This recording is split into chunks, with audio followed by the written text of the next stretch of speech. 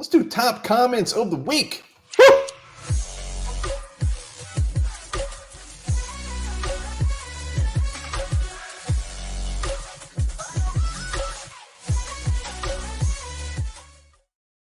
Welcome back to Onebar and Lupagus Show. I'm Onebar with Lupagus. Top 7 comments of the week. It is time. That's 7 right there.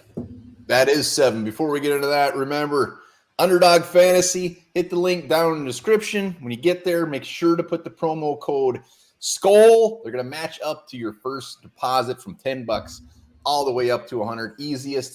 Easiest. And when they say easiest place to play, they're not kidding. They got the pick'ems. Higher or lower. That's all you got to do. Higher or lower. Then they got the best ball fantasy leagues where they put in the best players for you from the guys you draft. It's my great grandmother could play fantasy and win.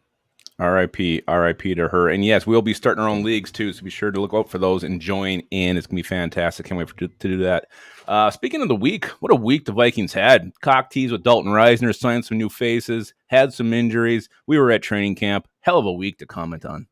Hell of a week, so let's do it. Let's start off with Davey boy. The real losers are the fans. This is based off of Danielle Hunter signing his 1-year contract. The real losers are the fans. We're losers. Hunter got paid, and next year he'll test for agency, sign somewhere else. Once again, fans got screwed. I love Davey, but I couldn't disagree more with this. I think the fans got a treat. 1 more year, Danielle Hunter in Brian Flores' defense. Hell yes, I'll watch that. If I know it's potentially his last year, I'm going to enjoy every single snap he has. I think the fans won in this one. Yeah, I mean, we didn't overpay for him. It's a great scenario. I mean, I don't know how the fans got screwed. We get well, you said it all. It's I don't know. Maybe Davey was having a bad day. I don't know what the win would have been. I don't know. He had a sour banana. He's upset. Sour banana. Have been there. I have been there. Patrick Harms, as badly as I'm pulling for Booth, I just think I'm over him. I'll let you start on that one. Over. Yeah, I think that's everybody's thinking. Everybody's pulling for this guy. We don't want a second round bust. And yeah, it's probably still early, but I agree 100%. I just whatever we get from him is a bonus. I'm kind of over him as well. Yeah, and I've been off the radar here for a couple. Has he been back on the field yet? He said his injury wasn't serious. Yeah, well, it's the same shit last year, though. These lingering injuries that keep him out of practices. It's just putting him farther down the depth chart. I agree with Patrick. I think we all feel, like you said, we all feel this way. I mean, we're accepting the fact he's likely going to be a bust. All right, here we go. Jared, Hunter and Davenport on 1-year deals. I don't love how that is going to look next offseason. Well, I mean, you hope someone emerges. I mean, maybe a Patrick Jones can step up in rotation, show enough promise that you have someone you can rely on. And maybe Davenport has a big year and gets, he's basically here on a prove it deal. So if he has a great year, plays like he can with his potential, then you re-sign him. And Hunter, if you can't afford him, he goes elsewhere. But at least you get him for this 1 year we already talked about in Brian Flores' defense. Yeah, like you said, we got the young bucks. That we have no idea what to expect from, like the Carters.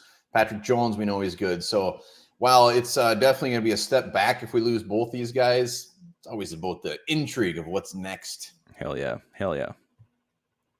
Robbie says Lowry Tonga Phillips seems like a very solid D line. Robbie is usually, he's pretty straight line. He likes to keep people in check in the comments and stuff. So I do enjoy Robbie's comments. I mean, it's solid, but there's no star there. There's no elite talent there on your D-line. There's no one who's going to take over a game from the interior.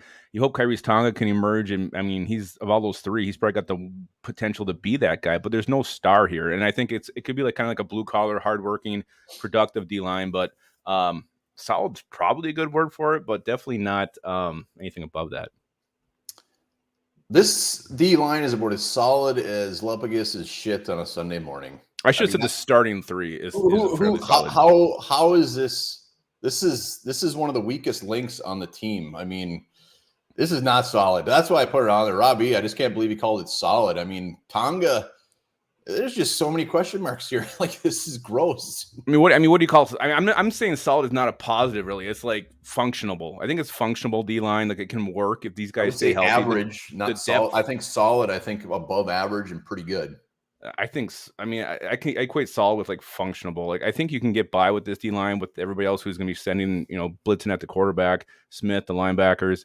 It can work, but yeah, I mean, you look at the depth too. The depth's horrifying. Yeah, I think soggy maybe instead of solid, a soggy defensive line. I hope Tonga gets even better. Hope Harrison Steady. Phillips starts playing to where he was. Dean Lowry, I think Dean Lowry is just going to be fine. He's not going to be a liability, but we have no stars there, and then teams are going to be taking advantage of that all day. Maybe steady is a better word. No, they're not steady. How is that steady? That was the weakest If they link do last their year. jobs, I think it can work.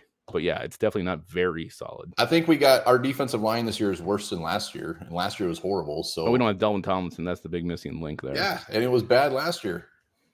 It was, but then again, soggy coordinator. We'll see. Easy there, boys. Don't get your panties in a twist about big plays in practice. Let's see what these cats can do during full game speed. Davey, 2-timer this week. Davey's he's on fire. You can start on this one. Of course we're going to get excited. We haven't seen football in like 8 months. I'll get excited about watching Lupagus go spin the football on the tip of his ding-dong. I mean, I'm very excited. Yeah, that's exactly what I was going to say. We haven't seen football in so long. Hell yeah, we're going to be excited. Seeing Addison get over the top, hear about Ivan Pace blitzing in from all kinds of plays. Yeah, we're going to be excited. We deserve, and we should be excited. We earned that right. And this is the time of year where we're going to say, you know what, we're going to win the Super Bowl until proven otherwise. So let's go. Art Vandelay, Jared Williams signing, F-. Oh my God, this is ridiculous. They just keep signing scrub after scrub after scrub. Another undrafted free agent who can't make a team, gets released, blah, blah, blah. His most recent signing was at Pittsburgh a couple months ago and released. This is a joke. Who was this on? This is Jared Williams, the offensive lineman that we signed. Oh. He's pissed. I'm not going to get worked up about it. It's a freaking camp body. These signings here in July, August aren't the ones that are going to make the team. They're the ones that fill out these 90 spots on the roster, take reps away from the starters or even from the depth guys, the guys who are actually going to make the team. I'm not going to get worked up about this. And Art gets very worked up about every signing that here's my thing is, does he realize? I mean, Art, if you're listening, we cut 37 players between now and the start of the season. Go pull up any other team's depth chart and look at some of the offensive lines at the end of their depth chart. They're all Jared Williams. Mm-hmm. I mean, I don't we're not going to sign Joe Thomas out of retirement. I don't know what to expect here. Look at the week we just had. We had 3-4 guys go down with injury, maybe even more. This is why you want these kind of guys on your team in the preseason, in training camp, so the starters, the backups aren't getting a shit ton of reps and potentially hurting themselves. And at offensive tackle, we have some pretty good, I would say solid backups. Blake Brando, Oliudo. We're not going to sign someone to overtake their spot. It's a camp body, like you said. This is like the guys we're going to see Thursday night in Seattle. Yes, let's go. We're going to kick the shit out of the Seahawks. Hell yeah. Jared, again, he's back. Onebar, you think Mullins is one of the worst backups? I disagree. And you know what? I remember saying this. I'm curious on your thoughts, Lupagus. Nick Mullins, I'm standing my ground. I think he's one of the worst backups in the league. No, we had one of the worst backups. It was Sean Mannion. I think Mullins. You can't compare him to Sean Mannion. Why can't I? He's a backup. He can move with us. He can move. He can make some plays. I actually like Nick Mullins as a backup. I kind of compare him as a lesser version of Gardner Minshew. I mean, that's kind of where I see him. I think he can come in mid-game, make enough plays to keep you in it, win it. With Sean Mannion, when he come in there, you know you're screwed. So I think he's definitely a tier or two above him. So I don't know why you hate him so much. I'm not comparing him to Sean Mannion. I don't know why you keep comparing him to him. He was the last backup quarterback we had. I'm just saying in the league, I think Nick Mullins is at the bottom half when it comes to backups. And you say he can come in and win a game. His career record is 5-14. So he can't come in and win a game. Well, he's been with some pretty shitty teams. So I don't know. I like him. I think he's a good, solid backup. As far as I have no problems with Nick Mullins, our backup quarterback. Solid, the word of the day. All right, we'll agree to disagree. I would much rather have a Gardner Minshew. Here we go. Last one. Matamidai. Technically, he already had a underdog account. He said, screw it. I love you guys. He went and created a whole nother account. Of course he did. Well done, Matamidai. That's why we love you so much.